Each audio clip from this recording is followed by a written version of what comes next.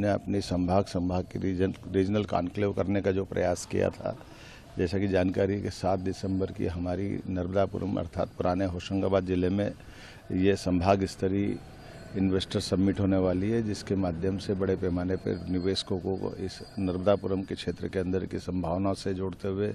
प्रदेश की आर्थिक बेहतरी के लिए हम काम करने वाले हैं। इसी में भी सभी सेक्टर के लोगों को आमंत्रित किया है। आईटी से लगा करके हेल्थ, एजुकेशन, टूरिज्म या हेवी इंडस्ट्री, एमएसएमई या लघु कुटीर उद्योग, सभी प्रकार के उद्योग धंधे बढ़ा करके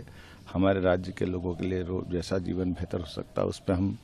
लगातार काम कर रहे हैं। मुझे इस बात की प्रसन्नता है कि प्रदेश के इस आह्वान का देश पे भी असर पड़ रहा है और इसी महीने इसी कारण से मैं विदेश भी जाने वाला हूं, जब भविष्य में फरवरी में होने वाली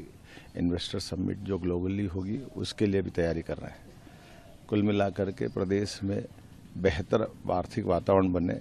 बेहतर अवसर लोगों को मिले और यहाँ का जो बौद्धिक क्षमता वाले हमारे युवा मित्र हैं उनको बाहर नहीं जाना पड़े, उनको यहीं काम मिले, इस दिशा में सरकार लगातार प्रयास कर रही है।